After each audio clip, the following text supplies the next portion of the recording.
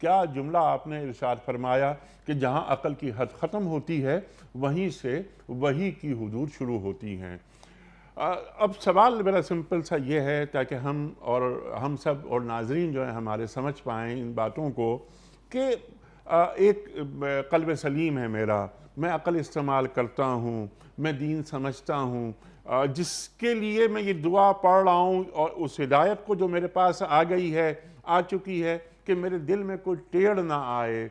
تو وہ کون سے جگہیں ہیں یا کون سے مقامات ہیں جہاں یہ امکان پیدا ہو جاتا ہے کہ میرے دل میں شاید یہاں ٹیڑھ پیدا ہو جائے، جس سے اپنے آپ کو محفوظ رکھنے کے لیے اللہ یہ دعا قرآن کریم میں رکھ رہا ہے۔ مثال کے طور پر ایک تکبر علمی، میں نے بہت پڑھ لیا، میں بہت جانتا ہوں، تو میں یہ چاہتا ہوں کہ میرا مقام بھی میرے معاشرے میں ایسا ہو کہ لوگ میرے علم سے کی ایک میری دھاک بیٹھ جائے۔ اور بہت سی مثالیں موجود ہیں، میں چاہتا ہوں اس وقت گفتگو آپ فرمائیں وہ کون سے مقامات ہیں جہاں پر میرے گمراہ ہونے کا امکان ذرا روشن ہو جاتا ہے۔ ہم چیزوں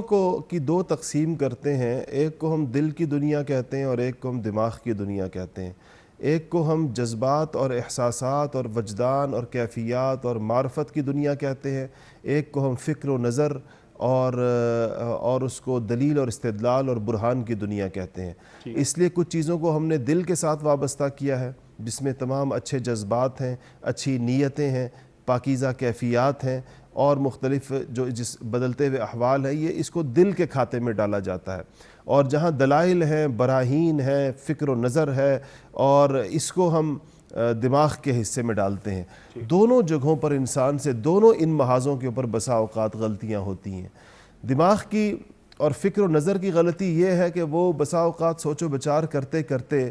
خود اس کو اپنی سوچ پر یا اپنے فہم پر یا اپنے علم پر ایک گھمنڈ پیدا ہو جاتا ہے، اور جب کچھ گتھیاں اللہ تعالیٰ اس سے سلجھوا دیتے ہیں، کچھ گتھیاں وہ عقل سلجھانے میں کامیاب ہو جاتی ہے، تو پھر یہ عقل اپنے آپ کو عقل کل سمجھنے لگ جاتی ہے۔ اس کا خیال ہوتا ہے جیسے میں نے یہ 5-6 چیزیں سلجھا لی ہیں، ایسے ہی اب دنیا کی ہر مشکل اور ہر گتھی سلجھانا میرے بائیں ہاتھ کا کھیل ہے۔ یہاں سے وہ ایک علمی تکبر جس کو آپ نے کہا اور ایک گھمنڈ پیدا ہوتا ہے انسان میں، اور یہیں سے اس کا دل ٹیڑھا ہو جاتا ہے۔ اللہ جل شانہ نے اسی لیے فرمایا فَلَمَّا أَزَاغُوا أَزَاغَ اللَّهُ قُلُوبَهُمْ، یہ نہیں کہا کہ ہم ویسے ہی کسی کا دل ٹیڑھا کر دیتے ہیں۔ اللہ تعالیٰ نے فرمایا کہ فَلَمَّا زَاغُوا أَزَاغَ اللَّهُ قُلُوبَهُمْ، جب یہ خود ٹیڑھے ہو گئے، انہوں نے ٹیڑھے رستے اختیار کر لیے۔ زاغو کا مطلب یہی ہے خود کجی کے رستوں میں اتر گئے، جب انہوں نے خود شاہراہ کو چھوڑ کر کچے رستوں کے اندر اتر گئے تو اللہ نے فرمایا ازاغ اللہ قلوبہم، تو جب انہوں نے ٹیڑھ کو اور کجی کو اور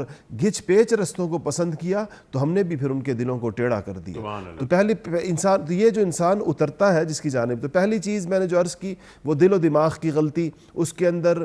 علمی تکبر ہے، اس کے اندر اپنے آپ کو بہت زیادہ سمجھدار سمجھنا ہے، ہر اپنے بارے میں کچھ غلط فہمیوں کا شکار ہو جانا ہے، اپنی عقل کو انتہائی کامل مکمل، خود کو غلطیوں اور کسی قسم کی بھی غلطی کوتاہی سے اپنے آپ کو معصوم اور مبرہ سمجھنا، یہ بھی اہل علم کا ایک بہت خطرناک مزاج ہوتا ہے کہ وہ بسا اوقات اپنی کسی بھی غلطی کو کسی صورت بھی تسلیم نہیں کرتے، بلکہ اس کی جانب توجہ دلانے والوں کے ساتھ ان کے زبردست قسم کے اختلافات اور مناظرے شروع ہو جاتے ہیں۔